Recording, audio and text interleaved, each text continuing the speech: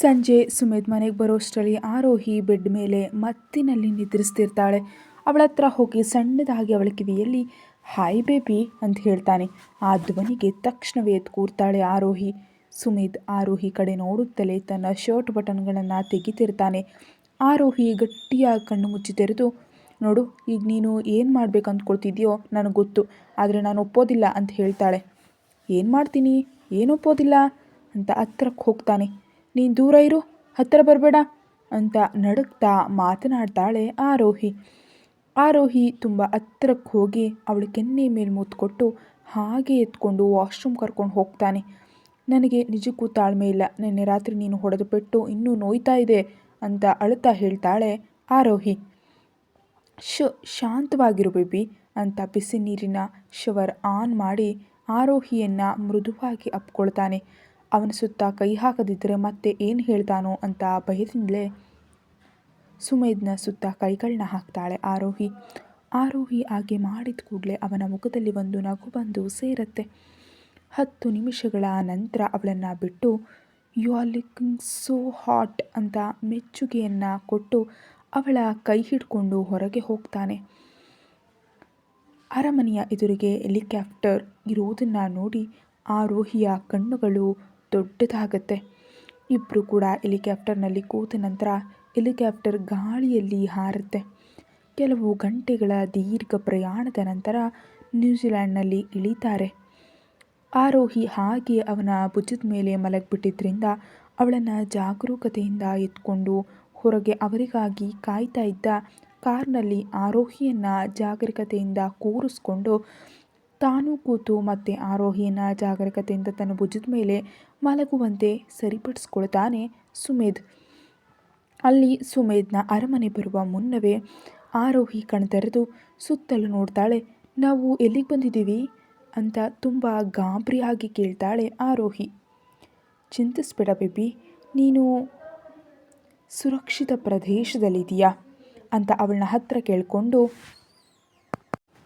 ತನ್ನ ತೊಡೆಯ ಮೇಲೆ ಕೂರಿಸ್ಕೊಳ್ತಾನೆ. ಡ್ರೈವಿಂಗ್ ಸೀಟ್ನಲ್ಲಿರೋ ಡ್ರೈವರ್ ಕಡೆ ನೋಡ್ತಾಳೆ ಆರೋಹಿ.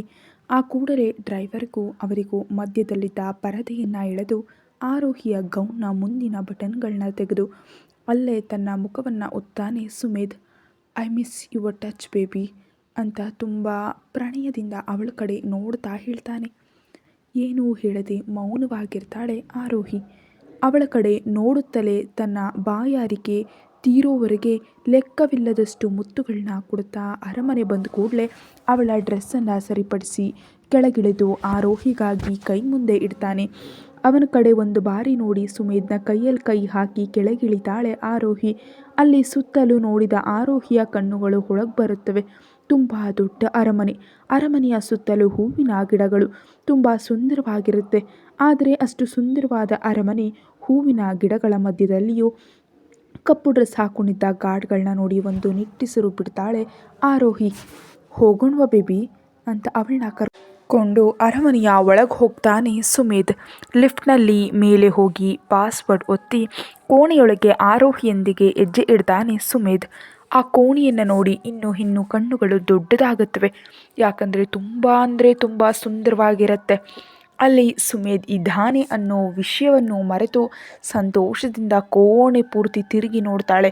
ಅವಳ ಕಡೆ ನೋಡುತ್ತಲೇ ಸೆಲ್ನಲ್ಲಿ ಯಾರಿಗೋ ಸಂದೇಶಗಳನ್ನ ಕಳಿಸ್ತಾ ಇರ್ತಾನೆ. ನಗ್ತಾ ಕೋಣೆ ಪೂರ್ತಿ ನೋಡ್ತಾ ಇದ್ದ ಆರೋಹಿ ಇದ್ದಕ್ಕಿದ್ದಂತೆ ಸುಮೇಧ್ನ ಕಡೆ ನೋಡಿ ಮೌನವಾಗಿಬಿಡ್ತಾಳೆ. ಏನಾಯಿತು ಬೇಬಿ, ನಗು ನಿಲ್ಲಿಸ್ದೆ ಯಾಕೆ?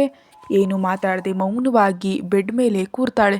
ಅವಳ ಹತ್ತಿರ ಹೋಗಿ ಸೊಂಟ ಹಿಡಿದು ಹತ್ತಿರ ಕೆಳೆದು, ನಿನಗೆ ಈಗಾಗಲೇ ಅನೇಕ ಬಾರಿ ಹೇಳಿದ್ದೀನಿ, ಏನಾದರೂ ಕೇಳಿದ್ರೆ ಉತ್ತರ ಕೊಡು ಅಂತ, ಆದರೆ ನೀನು ಸುಲಭವಾಗಿ ಹೇಳಿದ್ರೆ ಕೇಳೋದಿಲ್ಲ ಅಲ್ವಾ ಅಂತ ಒರಟಾಗಿ ಅವಳ ತುಟಿಗಳನ್ನ ಮುಟ್ತಾನೆ ಸುಮೇಧ್. ಬಿಸಿ ರಕ್ತ ಹೊರಗೆ ಬಂದ ಕೂಡಲೇ ಆಗ ಅವಳನ್ನ ಬಿಟ್ಟು you are so tasty baby ಅಂತ ಕಠೋರ ಧ್ವನಿಯಲ್ಲಿ ಹೇಳ್ತಾನೆ. ಐ ಹೇಟ್ ಯು ಅಂತ ಅಳ್ತಾ ಗಟ್ಟಿಯಾಗಿ ಹೇಳ್ತಾಳೆ Arohi. I really like your hate and also I want to see your hate baby ಅಂತ ಅಲ್ಲಿಂದ ವಾಶ್ರೂಮ್ಗೆ ಹೋಗ್ಬಿಡ್ತಾನೆ ಸುಮೇಧ್ ಹೋದ ತಕ್ಷಣವೇ ಅವನ ಸೆಲ್ ತೆಗೆದುಕೊಂಡು ಯಾರಿಗೋ ಸಂದೇಶವನ್ನು ಕಳಿಸಿ ಮತ್ತೆ ತಕ್ಷಣವೇ ಅಳಿಸಿ ಎಲ್ಲಿತ್ತೋ ಅಲ್ಲಿಯೇ ಸೆಲ್ಲಿಟ್ಟು ಪಕ್ಕಕ್ಕೆ ಬಂದು ನಿಂತ್ಕೊಳ್ತಾಳೆ. ವಾಶ್ರೂಮ್ನಲ್ಲಿ ಶವರ್ ಕೆಳಗೆ ನಿಂತು ಆರೋಹಿಯನ್ನು ನೆನಪಿಸಿಕೊಂಡ ಕೂಡಲೇ ಒಂದು ರಾಕ್ಷಸ ನಗು ಅವನ ಮುಖದ ಮೇಲೆ ಬಂದು ಸೇರುತ್ತೆ. ಬೆಡ್ ಮೇಲೆ ಒರಗಿ ತನ್ನ ಜೀವನವನ್ನು ಒಂದು ಬಾರಿ ಪುನರಾವರ್ತಿಸ್ಕೊಳ್ತಿದ್ದಾಳೆ ಆರೋಹಿ. ಸಂತೋಷವಾಗಿದ್ದ ಜೀವನಕ್ಕೆ ಸುಮೇಧ್ ಬಂದು ಪೂರ್ತಿ ಜೀವನ ನಾಶ ಮಾಡಿಬಿಟ್ಟ, ಎಲ್ಲವನ್ನು ಅವಳ ಕನಸನ್ನು ಒಡೆದಾಕ್ಬಿಟ್ಟ ಅಂತ ನೆನಪಿಸ್ಕೊಂಡ್ಲೆ ಅವಳ ಕಣ್ಣಿನ ಕೊನೆಯಿಂದ ಕಣ್ಣೀರು ಸುರಿಯುತ್ತೆ. ಆ ಕೂಡಲೇ ಕೋಪದಿಂದ ಮುಷ್ಟಿ ಬಿಗಿಸಿ, ಐ ಹೇಟ್ ಯು ಸುಮೇಧ್, ನಾನು ನನ್ನ ಜೀವನದಲ್ಲಿ ನಿನ್ನ ಎಂದಿಗೂ ಕ್ಷಮಿಸಲಾರೆ. ಅವಳ ಹೃದಯದ ಒಳಗೆ ನೋವು ಕೋಪ ಎರಡೂ ಲಾವಾದಂತೆ ಹೊಕ್ಕು ಬರುತ್ತಿದ್ದರೆ ಕಣ್ಣು ಮುಚ್ಕೊಂಡು ಏನೋ ಆಲೋಚಿಸಿ ಆಗ ಗಟ್ಟಿಯಾಗಿ ಉಸಿರು ತೆಗೆದುಕೊಂಡು ಕಣ್ಣು ತೆರೀತಾಳೆ. ಎದುರಿಗೆ ತನ್ನನ್ನೇ ಕೋಪದಿಂದ ನೋಡ್ತಿದ್ದ ಸುಮೇಧ್ ಕಾಣಿಸಿ ಭಯದಿಂದ ಎದ್ದು ಕೂರ್ತಾಳೆ ಆರೋಹಿ. ಅವಳ ಹತ್ರ ಬಂದು ಕೋಪದಿಂದ ಅವಳೆರಡೂ ಕೆನ್ನೆಗಳನ್ನ ಗಟ್ಟಿಯಾಗಿ ಒತ್ತಿ, ನಿನಗೊಂದು ಬಾರಿ ಹೇಳಿದ್ರೆ ಅರ್ಥ ಆಗೋದಿಲ್ವಾ? ಏನು, ನಾನು ಹೀಗೇನು ಮಾಡಿದೆ ಅಂತ ನಡಗತ್ಲೆ ಕೇಳ್ತಾಳೆ ಆರೋಹಿ. ಹೇಳು, ಯಾಕೆ ಅಳ್ತಿದ್ಯಾ? ನೀನು ನನಗಾಗಳಬೇಕು, ನನಗಾಗಿ ನಗಬೇಕು, ನಿನ್ನ ಉಸಿರು ಕೂಡ ನನ್ನದೇ, ಯು ಆರ್ ಮೈ ಪ್ರಾಪರ್ಟಿ ಅಂತ ಗಂಭೀರವಾಗಿ ಹೇಳ್ತಾ, ಇನ್ನೊಂದು ಬಾರಿ ನಿನ್ನ ಕಣ್ಣಲ್ಲಿ ನಾನು ಕಣ್ಣೀರು ನೋಡಿದ್ರೆ ಕೊಲ್ತೀನಿ ಅಂತ ಎಚ್ಚರಿಕೆ ಕೊಡ್ತಾನೆ ಸುಮೇಧ್. ಅವನ ಕಡೆ ನೋಡ್ತಿದ್ದ ಆರೋಹಿಯ ಸೊಂಟ ಹಿಡಿದು ಹತ್ತಿರಕ್ಕೆಳೆದು, ನೀನು ನನ್ನ ಅನುಮತಿ ಇಲ್ಲದೆ ಹತ್ತಿದ್ದಕ್ಕೆ ನಿನಗೆ ಶಿಕ್ಷೆ ಇರಬೇಕಲ್ವ ಬೇಬಿ? ಭಯದಿಂದ ಸುಮೇಧ್ನ ಕಡೆ ನೋಡ್ತಾಳೆ. ಸಣ್ಣದಾಗಿ ಅವಳ ಕಿವಿಯಲ್ಲಿ ಸೆಡ್ಯೂಸ್ ಮೀ ಅಂತ ಹೇಳ್ತಾನೆ ಸುಮೇಧ್. ಆ ಮಾತಿಗೆ ಕಣ್ಣು ತುಂಬ ನೀರು ಹಾಕ್ಕೊಂಡು ಅವನ ಕಡೆ ನೋಡ್ತಾಳೆ. ನಿನಗೆ ಬೇರೆ ದಾರಿ ಇಲ್ಲ ಬೇಬಿ ಅಂತ ಹೇಳಿದ ಕೂಡಲೇ ಗಟ್ಟಿಯಾಗಿ ಉಸಿರು ತೆಗೆದುಕೊಂಡು ಅವನ ಶರ್ಟ್ ಬಟನ್ಗಳನ್ನ ತೆಗೆದು ಕುತ್ತಿಗೆ ಮೇಲೆ ಮುತ್ತು ಕೊಡಲು ಪ್ರಾರಂಭಿಸ್ತಾಳೆ. ಕಿಸ್ ಮಾಡುತ್ತಲೇ ಅವನ ಎದೆ ಮೇಲಿರೋ ಕೂದಲನ್ನು ನೇವರಿಸುತ್ತಾ ಇರ್ತಾಳೆ ಆರೋಹಿ. ಆರೋಹಿ ಮಾಡ್ತಿರೋ ಕೆಲಸಗಳಿಗೆ ಅವನಲ್ಲಿನ ಭಾವನೆಗಳು ಉನ್ನತ ಮಟ್ಟಕ್ಕೆ ಹೋಗಿ ಒಂದೇ ಜಿಗಿತದಲ್ಲಿ ಅವಳನ್ನ ಬೆಡ್ ಮೇಲೆ ಮಲಗಿಸಿ ಅವಳ ಮೇಲೆ ಸೇರಿ ಮುತ್ತುಗಳ ಮಳೆ ಸುರಿಸುತ್ತಲೇ ಅವಳ ಮೈಮೇಲಿನ ಬಟ್ಟೆಗಳನ್ನು ದೂರ ಮಾಡಿ ಅವಳ ಪ್ರತಿಯೊಂದು ಅಣುವನ್ನು ಸ್ಪರ್ಶಿಸುತ್ತಾ ಕಚ್ತಿರ್ತಾನೆ. ಆರೋಹಿ ಒಂದು ಗೊಂಬೆಯಂತೆ ಹಾಗೆ ಮಲಗಿರ್ತಾಳೆ. ಅವಳ ತುಟಿಗಳನ್ನ ಬೆರಳಿನಿಂದ ನೇವರಿಸಿ ಕಠೋರವಾಗಿ, ಬೇಬಿ ನನ್ನ ಜೊತೆ ಸಾಗಸು ಅಂತ ಅವಳ ತುಟಿಗಳನ್ನ ಮುಟ್ತಾನೆ ಸುಮೇಧ್. ಅವನು ಕೊಡ್ತಿರೋ ಮುತ್ತುಗಳಿಗೆ ಅವನ ಕೈಗಳಿಗೂ ಅವಳಲ್ಲಿ ಕೂಡ ಆಸೆಗಳು ಹುಟ್ಟಿ ಅವನ ಸುತ್ತ ಕೈ ಹಾಕಿ ತನ್ನ ಸಹಕಾರ ನೀಡ್ತಾಳೆ ಆರೋಹಿ. ಆರೋಹಿ ಆಗ ಮಾಡಿದ ಕೂಡಲೇ ಅವನ ಮುಖದ ಮೇಲೆ ಒಂದು ರಾಕ್ಷಸ ನಗು ಬಂದು ಸೇರುತ್ತೆ. ಆ ಕೂಡಲೇ ಅವಳನ್ನ ಪೂರ್ತಿಯಾಗಿ ಆಕ್ರಮಿಸಿಕೊಂಡು ತನ್ನ ಆಸೆ ತೀರೋವರೆಗೆ ಅವಳನ್ನ ಬಿಡದೆ ಹಾಗೆ ಅನುಭವಿಸಿ ಎಷ್ಟೋ ಹೊತ್ತಿಗೆ ಬಿಟ್ಟು ಅವಳ ಪಕ್ಕದಲ್ಲಿ ಒರಗ್ತಾನೆ ಸುಮೇಧ್. ಸುಮೇಧ್ಗೆ ಆರೋಹಿಯನ್ನು ಒಂದು ಕ್ಷಣ ಕೂಡ ಬಿಡೋದಕ್ಕೆ ಇಷ್ಟ ಆಗ್ತಿಲ್ಲ. ಎಷ್ಟು ಮುತ್ತು ಕೊಟ್ಟರು ಅವನಿಗೆ ತೃಪ್ತಿ ಆಗ್ತಿಲ್ಲ. ಇನ್ನೂ ಏನೋ ಬೇಕು ಅಂತ ಅನ್ನಿಸ್ತಿದ್ರೆ ಆರೋಹಿ ಬಗ್ಗೆ ಕೂಡ ಆಲೋಚಿಸದೆ ತನಗಿಷ್ಟ ಬಂದಂತೆ ಅವಳೊಂದಿಗೆ ಸೇರ್ತಾ ಎಷ್ಟೋ ಬೆಳಗಿನ ಜಾವ 4 ಗಂಟೆಗೆ ಅವಳನ್ನ ಬಿಟ್ಟು ಅವಳ ತಲೆಯನ್ನು ತನ್ನ ಎದೆ ಮೇಲೆ ಇಟ್ಕೊಂಡು ಮಲಗ್ತಾನೆ. ಬೆಳಗ್ಗೆ ಎದ್ದ ಸುಮೇಧ್ಗೆ ತನ್ನನ್ನು ಗಟ್ಟಿಯಾಗಿ ಒಪ್ಕೊಂಡು ಮಲಗಿದ್ದ ಆರೋಹಿ ಕಾಣಿಸಿದ ಕೂಡಲೇ ಅವಳ ಹಣೆ ಮೇಲೆ ಮುತ್ಕೊಟ್ಟು ವಾಶ್ರೂಮ್ಗೆ ಹೋಗ್ಬಿಡ್ತಾನೆ. ಅವನು ಹೋದ ತಕ್ಷಣವೇ ಆರೋಹಿ ಕಣ್ಣು ತೆರೆದು ನೋಡ್ತಾಳೆ. ಅವಳ ಕಣ್ಣುಗಳಿಂದ ಈಗ ಕಣ್ಣೀರಿನೊಂದಿಗೆ ಕೋಪ ದ್ವೇಷ ಕೂಡ ಅಷ್ಟೇ ಹೆಚ್ಚಿನ ಮಟ್ಟದಲ್ಲಿರುತ್ತೆ. ತನ್ನ ಮೈ ಮೇಲೆ ಬಟ್ಟೆ ಇಲ್ಲದಿರೋದ್ರಿಂದ ಪಕ್ಕದಲ್ಲಿದ್ದ ಸುಮೇಧ್ನ ಶರ್ಟ್ ಹಾಕ್ಕೊಂಡು ಬೆಡ್ ಇಳಿದ ಆರೋಹಿಗೆ ಎದುರಿನ ಟೇಬಲ್ ಮೇಲೆ ಸೆಲ್ ಫೋನ್ ಕಾಣಿಸಿ ತಕ್ಷಣವೇ ಆ ಸೆಲ್ ತೆಗೆದು ಅದರಲ್ಲಿ ಏನೋ ಮಾಡಿ 5 ನಿಮಿಷಗಳ ನಂತರ ಅದು ಎಲ್ಲಿರಬೇಕೋ ಆ ಜಾಗದಲ್ಲಿ ಮತ್ತಿಟ್ಟು ಪಕ್ಕಕ್ಕೆ ಬಂದು ನಿಂತ್ಕೊಳ್ತಾಳೆ. ಗಟ್ಟಿಯಾಗಿ ಉಸಿರು ತೆಗೆದುಕೊಂಡು ತಾನು ಮಾಡಿದ ನೆನಪಾದ ಕೂಡಲೇ ಅವಳ ಮುಖದಲ್ಲಿ ಒಂದು ರೀತಿಯ ನಗು ಬಂದು ಸೇರುತ್ತೆ. ಆವಾಗಲೇ ವಾಶ್ರೂಮ್ ಡೋರ್ ತೆರೆದ ಶಬ್ದ ಬಂದಿದ್ದರಿಂದ ಸಾಮಾನ್ಯವಾಗಿ ಕೆಳಗೆ ಬಿದ್ದಿದ್ದ ತನ್ನ ಡ್ರೆಸ್ಗಳನ್ನೆಲ್ಲ ತೆಗೆದು ಪಕ್ಕದಲ್ಲಿ ಇಡ್ತಾಳೆ. ಸುಮೇಧ್ ಆರೋಹಿಯ ಹತ್ತಿರ ಬಂದು ತೀವ್ರವಾಗಿ ಅವಳ ಕಡೆ ನೋಡ್ತಿರ್ತಾನೆ. ಯಾಕಂದರೆ ಆರೋಹಿ ಅವನ ಶರ್ಟ್ನಲ್ಲಿ ಇರ್ತಾಳೆ. ಆವಾಗಲೇ ಫ್ರೆಶ್ ಆಗಿ ಟವಲ್ನಲ್ಲಿ ಬಂದಿದ್ದರಿಂದ ಅವನ ಕೂದಲಿನಿಂದ ನೀರು ಬೀಳ್ತಿರುತ್ತೆ. ಅವನ ಕಣ್ಣುಗಳಲ್ಲಿ ಸಮಥಿಂಗ್ ಏನೋ ಕಾಣಿಸ್ತಿದ್ರೆ ಇನ್ನು ಅವನ ಕಡೆ ನೋಡಲಾಗದೆ ಕಣ್ಣು ತಿರುಗಿಸ್ತಾಳೆ ಆರೋಹಿ. ಆರೋಹಿ ಮುಖವನ್ನು 2 ಕೈಗಳಿಂದ ಹಿಡ್ಕೊಂಡು ಗುಡ್ ಮಾರ್ನಿಂಗ್ ಬೇಬಿ ಅಂತ ಹೇಳ್ತಾನೆ ಸುಮೇಧ್. ದ್ವೇಷ ತುಂಬಿದ ಕಣ್ಣುಗಳಿಂದ ಅವಳ ಕಡೆ ನೋಡ್ತಾಳೆ. ಸುಮೇಧ್ ಅವಳಿಗೆ ತುಂಬ ಹತ್ತಿರಕ್ಕೆ ಬಂದು ಸಣ್ಣದಾಗಿ ಕಿವಿಯಲ್ಲಿ I love you hate baby ಅಂತ ಹೇಳ್ತಾನೆ. ಆ ಮಾತಿಗೆ ಗಟ್ಟಿಯಾಗಿ ಮುಷ್ಟಿ ಬಿಗಿಸ್ಕೊಳ್ತಾಳೆ ಆರೋಹಿ. ಕಿವಿ ಹತ್ತಿರ ಮುತ್ತು ಕೊಟ್ಟು ಸಣ್ಣದಾಗಿ ಕಚ್ಚಿ ಅವಳ ಕಡೆ ನೋಡ್ತಾನೆ. ಅವನ ಎದೆ ಮೇಲೆ 2 ಕೈಗಳನ್ನ ಹಾಕಿ ಹಿಂದಕ್ಕೆ ತಳ್ಳಿ ಅಲ್ಲಿಂದ ವಾಶ್ರೂಮ್ಗೆ ಹೋಗ್ಬಿಡ್ತಾಳೆ ಆರೋಹಿ. ಕೆಲವು ನಿಮಿಷಗಳು ಆರೋಹಿ ಓದ್ ಕಡೆ ನೋಡ್ತಾ ಡ್ರೆಸ್ ಹಾಕೊಳ್ಳಲು ಹೋಗ್ಬಿಡ್ತಾನೆ ಸುಮೇಧ್. ವಾಶ್ರೂಮ್ನಲ್ಲಿ ಕನ್ನಡಿ ಎದುರು ನಿಂತು ತನ್ನನ್ನೇ ತಾನು ನೋಡಿಕೊಂಡು, ಐ ಹೇಟ್ ಯು, ನೀನೆಂದರೆ ನನಗೆ ಅಸಹ್ಯ, ನಿನ್ನೊಂದಿಗೆ ನನ್ನ ಮೇಲೂ ನನಗೆ ಅಸಹ್ಯ ಆಗ್ತಾ ಇದೆ.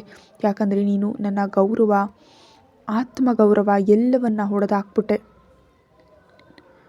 ನೀನು ನನ್ನನ್ನು ನಿನ್ನ ಆಸೆಗಳನ್ನ ತೀರಿಸ್ಕೊಳ್ಳೋದಕ್ಕೆ ಬಳಸ್ಕೊಳ್ತಿದ್ಯಾ. I hate you so much ಅಂತ ಗಟ್ಟಿಯಾಗಿ ಅಳ್ತಾಳೆ ಆರೋಹಿ. ಆ ನಂತರ ಹೆಚ್ಚು ಹೊತ್ತು ವಾಶ್ರೂಮ್ನಲ್ಲಿದ್ದರೂ ಕೂಡ ಸುಮೇಧ್ನ ಪ್ರತಿಕ್ರಿಯೆ ಹೇಗಿರುತ್ತೋ ತಿಳಿಯದೆ ಶವರ್ ಆನ್ ಮಾಡಿ ಹಾಗೆ ಉಳಿದು ಬಿಡ್ತಾಳೆ. ಆರೋಹಿ ಹೋಗಿ ತುಂಬ ಹೊತ್ತಾದರೂ ಇನ್ನೂ ಬಾರದಿರೋದ್ರಿಂದ ವಾಶ್ರೂಮ್ ಡೋರ್ ಹತ್ತಿರ ಹೋಗಿ ನಾಕ್ ಮಾಡ್ತಾನೆ Sumedh. Baby open the door. ಆ ಕೂಡಲೇ ಭಯದಿಂದ ಶವರ್ ಆಫ್ ಮಾಡಿ ಪಕ್ಕದಲ್ಲಿದ್ದ ಬಾತ್ರೂಮ್ ಹಾಕ್ಕೊಂಡು ಹೊರಗೆ ಬರ್ತಾಳೆ ಆರೋಹಿ. ಅವಳನ್ನು ಕೆಳಗಿನಿಂದ ಮೇಲಿನವರೆಗೆ ನೋಡಿ, ನಾನು ಡೋರ್ ನಾಕ್ ಮಾಡೋವರೆಗೆ ಒಳಗಡೆ ಇರಬೇಕು ಅಂತ ನಿರ್ಧರಿಸಿದ್ಯಾ ಅಂತ ಕೇಳ್ತಾನೆ ಸುಮೇಧ್. ಅದು ನಾನು ಡ್ರೆಸ್ ತೆಗೆದುಕೊಂಡು ಹೋಗೋದು ಮರೆತುಬಿಟ್ಟಿದ್ದೆ ಅಂತ ಸಣ್ಣದಾಗಿ ಹೇಳ್ತಾಳೆ.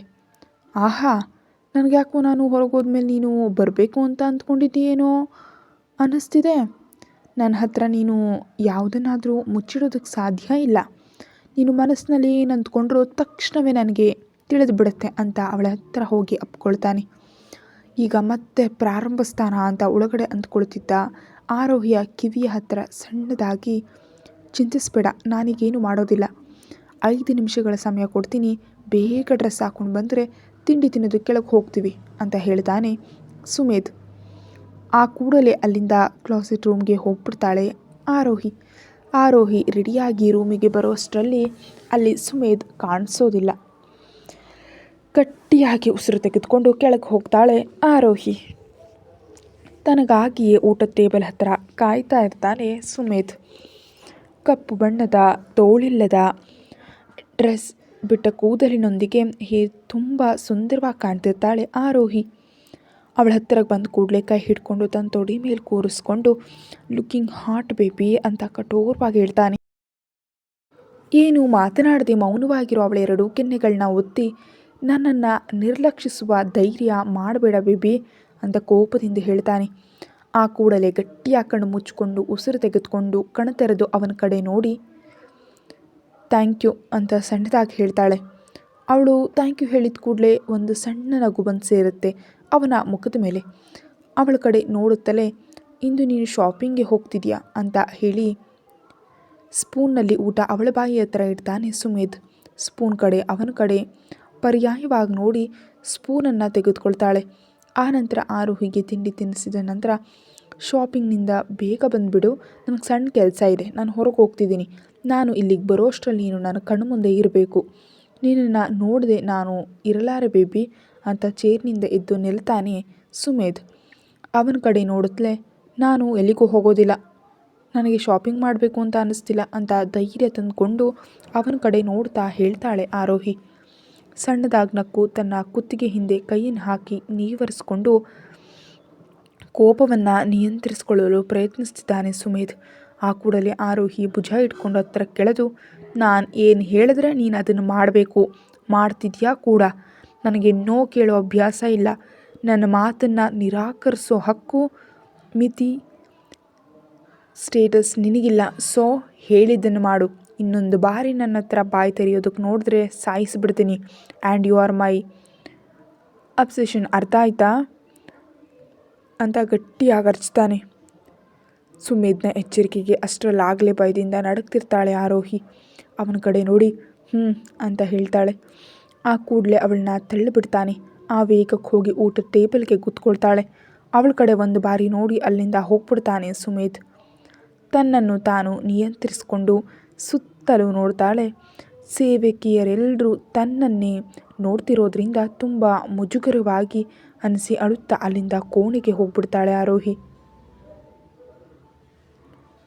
ಕೋಣೆಗೆ ಹೋಗಿ ಕೋಪದಿಂದ ಸುಮೇಧ್ ತನ್ನನ್ನು ಅಬ್ಸೆಷನ್ ಅಂದಿದ್ದು ನೆನಪಾಗಿ, ನನ್ನೊಂದಿಗೆ ಆಡ್ತಿರೋ ಈ ಆಟಕ್ಕೆ ನೀನು ತುಂಬ ದೊಡ್ಡ ಬೆಲೆ ತೆರಬೇಕಾಗುತ್ತೆ ಸುಮೇಧ್ ಚಕ್ರವರ್ತಿ ಅಂತ ಕೋಪದಿಂದ ಮುಷ್ಟಿ ಬಿಕ್ಕಿ ಕೊಡಿಸ್ತಾಳೆ ಆರೋಹಿ. ಡೋರ್ ನಾಕ್ ಆದ ಶಬ್ದಕ್ಕೆ ಡೋರ್ ತೆರೆದ ಆರೋಹಿ ಎದುರಿಗೆ ಸೇವಕಿ ಇರೋದನ್ನು ನೋಡಿ ಏನು ಅಂತ ಕೋಪದಿಂದ ಅರಚ್ತಾಳೆ. ಮೇಡಮ್, ನಿಮಗಾಗಿ ಡ್ರೈವರ್ ಕಾಯ್ತಿದ್ದಾರೆ, ನೀವು 10 ನಿಮಿಷಗಳಲ್ಲಿ ಕಾರ್ನಲ್ಲಿ ಇರಬೇಕು ಅಂತ ನಮ್ಮ ಸರ್ ಆರ್ಡರ್ ಅಂತ ಹೇಳಿದ ಕೂಡಲೇ ಆ ಸೇವಕಿಯ ಮುಖದ ಮೇಲೆ ಬಾಗಿಲು ಹಾಕಿ ಸಿದ್ಧಳಾಗಿ ಕೆಳಗೆ ಹೋಗ್ತಾಳೆ ಆರೋಹಿ. ಶಾಪಿಂಗ್ ಮಾಲ್ ಬಂದ ಕೂಡಲೇ ಕೆಳಗಿಳಿದು ಒಳಗೋದ ಆರೋಹಿಗೆ ಆ ಮಾಲ್ ಪೂರ್ತಿ ಖಾಲಿಯಾಗಿ ಕಾಣಿಸುತ್ತೆ. ಇದೆಲ್ಲವೂ ಸುಮೇಧ್ ಮಾಡಿದ ಕೆಲಸ ಅಂತ ತಿಳಿದು ಒಂದು ನಿಟ್ಟುಸಿರು ಬಿಟ್ಟು ತನಗೆ ಇಷ್ಟ ಇಲ್ಲದಿದ್ದರೂ ಏನೇನೋ ತನಗಾಗಿ ತೆಗೆದುಕೊಂಡು ತಕ್ಷಣವೇ ಹೊರಗೆ ಬಂದು ಅರಮನೆಗೆ ಬಂದುಬಿಡ್ತಾಳೆ ಆರೋಹಿ. ಯಾರ ಕಡೆಗೂ ನೋಡದೆ ನೇರವಾಗಿ ತನ್ನ ಕೋಣೆಗೆ ಹೋಗಿ ವಾಶ್ರೂಮ್ನಲ್ಲಿ ಹಾಟ್ ವಾಟರ್ನಿಂದ ಸ್ನಾನ ಮಾಡಿ ಹೊರಗೆ ಬಂದು ಆವಾಗಲೇ ಸೇವಕಿ ತಂದಿಟ್ಟಿದ್ದ ಊಟ ತಿಂದು ಹಾಗೆ ಬೆಡ್ ಮೇಲೆ ಹೊರಗೆ ಮಲಗಿಬಿಡ್ತಾಳೆ. ರಾತ್ರಿವರೆಗೆ ಕೂಡ ಹೊರಗೆ ಬಾರದೆ ಕೋಣೆಯಲ್ಲಿಯೇ ಉಳಿದು ಬಿಡ್ತಾಳೆ ಆರೋಹಿ. ಅವಳು ಏನು ಮಾಡ್ತಿದ್ದಾಳೆ ಅಂತ ಪ್ರತಿಯೊಂದು ಕ್ಷಣದ ವಿವರವೂ ಅವನಿಗೆ ಗೊತ್ತು. ಕೆಲಸದಲ್ಲಿದ್ದರೂ ಕೂಡ ಲ್ಯಾಪ್ಟಾಪ್ನಲ್ಲಿ ಅವಳನ್ನೇ ನೋಡ್ತಾ ಇರ್ತಾನೆ ಸುಮೇಧ್. ರಾತ್ರಿ ಎಷ್ಟೋ ಹೊತ್ತಿಗೆ ಮನೆಗೆ ಬಂದು ಸುಮೇಧ್ ನೇರವಾಗಿ ರೂಮ್ಗೆ ಹೋಗಿ ನೋಡ್ತಾನೆ. ಬೆಡ್ ಮೇಲೆ ತನ್ನ ಸೆಲ್ನಲ್ಲಿ ಗೇಮ್ ಆಡ್ತಾ ಕಾಣಿಸ್ತಾಳೆ.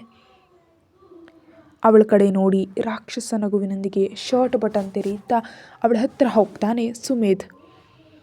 ಕತೆ ಮುಂದುವರಿಯುತ್ತೆ. Thank you.